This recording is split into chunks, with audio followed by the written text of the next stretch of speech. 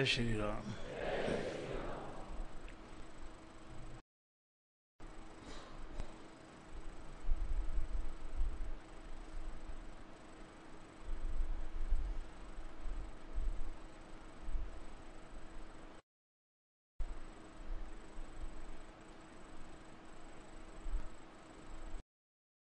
होने का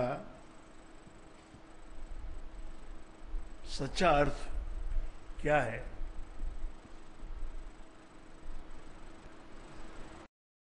ये सृष्टि किस बल पे चल रही है? इसमें इतनी घटनाएं घटती हैं, हजारों लाखों करोड़ों घटनाएं घटती रहती हैं, और उसमें मनुष्य तपता है, उन तापों में तपता है। 3 ताप होते हैं, शारीरिक, दैविक और आध्यात्मिक। आपको कभी न कभी आया ही है, और जो सर्कमस्टांसिस के विपरीत जो स्ट्रगल करना पड़ता है, वो भी एक प्रकार का शारीरिक ताप भी है और मेंटल ताप भी है, मानसिक ताप। आपने किसी का बुरा नहीं किया, पर आपके साथ वो बुरा कर रहा है, तो एक ताप बन जाता है।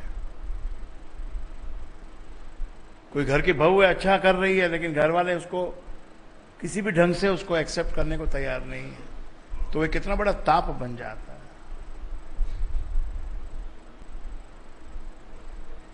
आप कोई काम कर रहे हैं, उस काम में आपको कुछ भी नहीं प्राप्त हो रहा, तो वो भी एक ताप बन जाता है। वर्षा नहीं हो रही, या केवल ठंडी ठंडी पड़ रही है, अत्यधिक ठंडी पड़ रही है,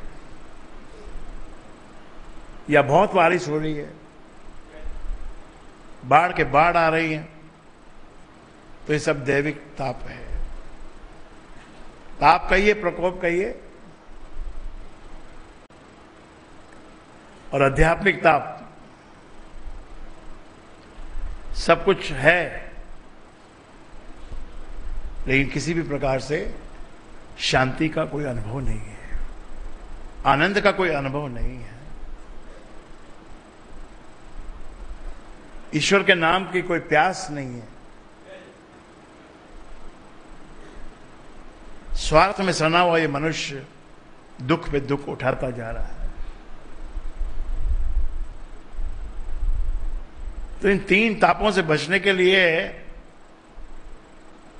मनुष्य को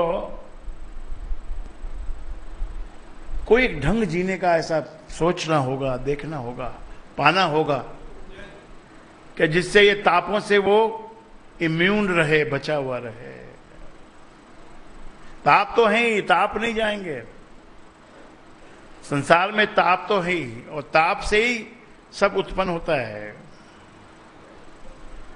जितना भी क्रिएशन हो रहा है, जितना भी कुछ डेवलपमेंट हो रहा है, ये सब ताप से होता है। कुछ लोग तपते हैं तो डेवलपमेंट होता है। दरबार, जिसके नाम का दरबार आप बोलते हो, ऐसा था कि दरबार का वो मालिक है तो वो आनंद ही आनंद कर रहा है। वो जितने ताप में तप रहा, उतना तो कोई तप ही नहीं सकता है।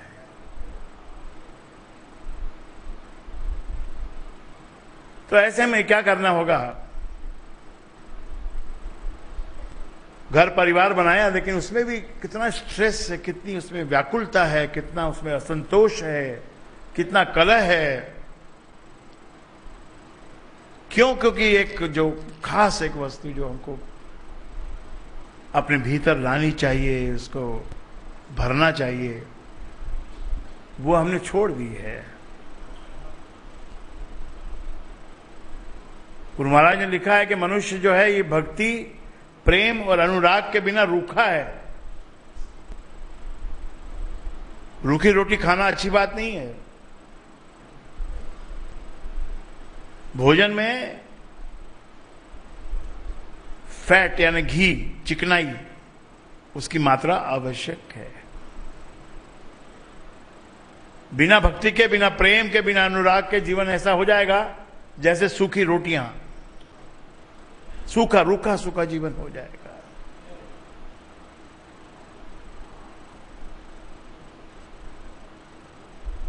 आपका हृदय जो है ना, ये प्रेम से भरा हुआ रहना चाहिए।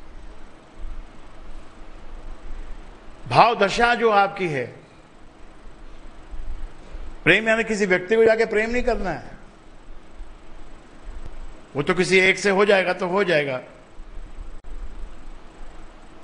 लेकिन you should be full of love in your heart. Your heart should be full of love for everybody, for each and everybody, for each and every animal, प्राणी, छोटा जंतु, बड़ा जंतु, छोटा जीव, बड़ा जीव। अनुराग से भरे हुए रहो, प्रेम से भरे हुए रहो। घृणा नाम की चीज को अपने जीवन से हटा दो। जो घृणा के लायक है वो भी प्रेम के लायक ही है, ऐसा मानते हुए चलो। जो बुरा है उसको भी प्रेम करना सीखो। कुछ करना कुछ नहीं है, केवल अपने हृदय में प्रेम भरना है। जब तुम्हारे हृदय में प्रेम भरा हुआ रहेगा तो तुमको वो ताप जो है ना, वो 3 ताप, वो आपको असर नहीं करेंगे। भक्ति करनी पड़ेगी ईश्वर की। सबसे बड़ी भक्ति किसकी है? ईश्वर की भक्ति करना, गुरु की भक्ति करना, वो अदृश्य अगोचर, वो जो ईश्वर है उसकी भक्ति करना। जो दिख रहा है उसकी भक्ति करते हैं, वो निम्न ग्रेड की भक्ति है। जो अदृश्य है उसकी भक्ति करना परम भक्ति है। और वो भक्ति में कोई धोखा नहीं है। प्रेम में भी कोई धोखा नहीं होता। अगर तुम्हारा प्रेम सच्चा है तो तुमको सामने से सच्चा प्रेम ही मिलेगा। प्रेम प्रेम को पहचानता है, अनुराग अनुराग को पहचानता है। एक व्यक्ति आके ट्रेन में बैठता है तो उसके आने से सबको सुख पहुंचता है। वो कुछ देता नहीं, कुछ नहीं करता, लेकिन वो स्वयं ऐसी स्थिति में है, मनोस्थिति ऐसी सुंदर है कि उसका चेहरा देखते ही प्रसन्नता छा जाती है। सबके मन में, हृदय में एक प्रसन्नता आ जाती है। कोई लेन देन हुआ, कोई लेन देन नहीं हुआ, लेकिन प्रसन्नता है। गुरु और शिष्य के भाव में क्या चीज है? ये तो बड़ा सौभाग्यशाली कोई होता है जो ऐसी एक्यूट स्थिति में पहुंच जाए कि गुरु भी रो रहा है और शिष्य भी रो रहा है। साधारण स्थिति चलती रहती है। साधारण तो खान पान, विश्राम, आनंद, काम करना, ये करना, वो करना, सब चलता रहता है। और उसमें कभी कभी कठिनाइयां आती हैं तो आने दो। कठिनाई का मतलब क्या? तुम पीछे नहीं हटना। बस कठिनाई को खत्म करने का एक ही उपाय है कि तुम कभी पीछे नहीं हटना, कठिनाई को पीछे हटा देना। कठिनाई आती इसलिए है कि तुम्हारी ताकत को मापने के लिए आती है, परीक्षा लेने के लिए आती है। और कठिनाई बड़ी से बड़ी भी आती है, छोटी आती है, फिर बड़ी आती है, फिर और बड़ी आती है, फिर और बड़ी भी आती है। ये कठिनाइयों का नियम है। एक आएगी तो दूसरी उससे बड़ी आएगी, और जो बड़ी को सहन किया तो फिर तीसरी बड़ी आएगी। इसके बीच बीच में क्या होगा? ये कठिनाइयों के बीच में जो स्पेस होती है ना, उस स्पेस में परमात्मा का नाम जपते रहो और उससे शक्ति प्राप्त करते रहो।